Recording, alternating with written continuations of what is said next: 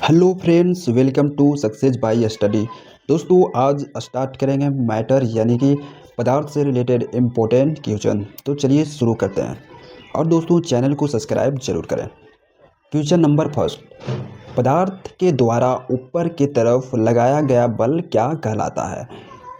मान लेते हैं कि ये कंटेनर है और इसमें पानी भरा हुआ है, और जब हम लोग किसी पदार्थ को पानी के अंदर डालते हैं तो इस पदार्थ के जितना आयतन इस पानी के अंदर जाता है, उतने आयतन का पानी इस क्षेत्र से इधर उधर विस्थापित होने लगता है, जिसकी वजह से पानी के द्वारा इस पदार्थ पे ऊपर की ओर एक फोर्स लगता है, जिसे ही बोलते हैं उत्प्लावन बल।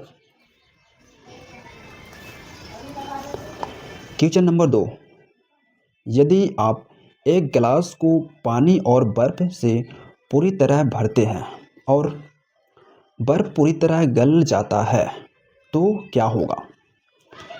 मान लेते हैं कि यह एक गिलास है और इसके अंदर ये बर्फ का टुकड़ा है और ये पूरा पानी से भरा हुआ है।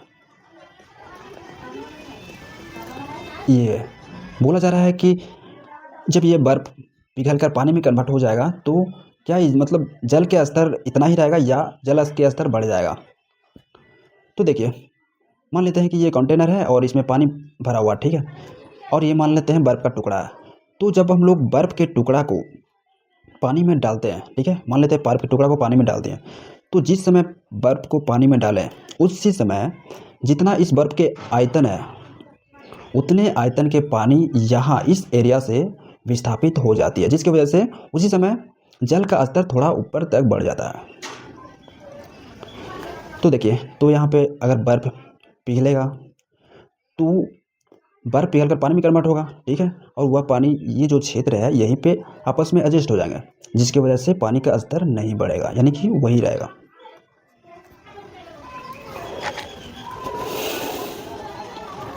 क्वेश्चन नंबर 3, जब आप एक कॉइल स्प्रिंग को कंप्रेस करते हैं तो आप उस पर काम करते हैं, तो प्रत्यास्थ स्थितिज ऊर्जा क्या होगा।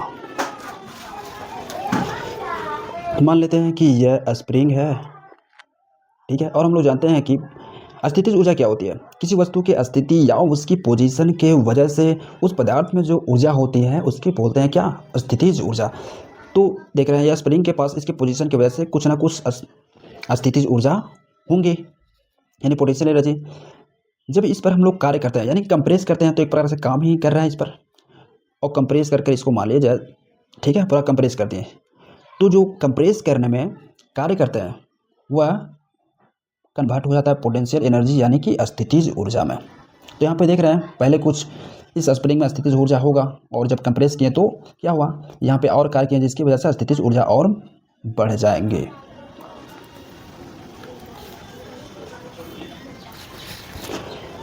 ये क्वेश्चन नंबर 4 है, घनत्व निम्नलिखित में से किसका अनुपात है। घनत्व बेसिकली बताता है कि मतलब आयतन में उसका द्रव्यमान की मात्रा कितना है, घनत्व है, जिसे बोलते हैं डेंसिटी। तो घनत्व का फॉर्मूला होता है द्रव्यमान बटा आयतन, यानी कि यहाँ कह सकते हैं प्रति एकांक आयतन में उपस्थित द्रव्यमान की मात्रा को क्या बोलते हैं, घनत्व, यानी कि डेंसिटी। तो द्रव्यमान बटा आयतन हो जाएगा। क्वेश्चन नंबर 5, पानी का घनत्व क्या है। पानी का घनत्व होता है 1000 किलो प्रति घन मीटर, या बोल सकते हैं 1 ग्राम प्रति सेंटीमीटर क्यूब। क्वेश्चन नंबर 6, किसी लगाए गए बल के लिए यदि क्षेत्रफल कम है तो दाब क्या होगा। क्योंकि हम लोग जानते हैं कि दाब बराबर होता है क्या, फोर्स, यानी कि बल बटा एरिया, यानी कि क्षेत्रफल। तो अगर किसी वस्तु का क्षेत्रफल कम है तो उस पर दाब क्या लगेगा, उस पर दाब लगेगा ज़्यादा। लेकिन अगर उस वस्तु के एरिया यानी कि क्षेत्रफल ज़्यादा है तो दाब कितना लगेगा, दाब कम लगेगा। तो कम क्षेत्रफल है यानी कि दाब लगेगा अधिक।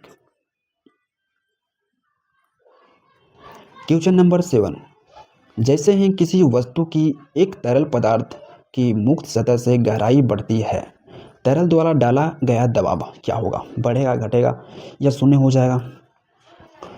मान लेते हैं कि ये कोई कंटेनर है और इसमें पानी भरा हुआ है, तो जब किसी वस्तु को पानी के अंदर यानी कि गहराई में जैसे जैसे लाते हैं, वैसे वैसे क्या होता है कि पानी का स्तर इस पदार्थ के ऊपर बढ़ते जाता है, जिससे पानी के द्रव्यमान के द्वारा इस पर फोर्स बढ़ते जाता है, इस वस्तु पे, यानी कि दबाव बढ़ते जाता है।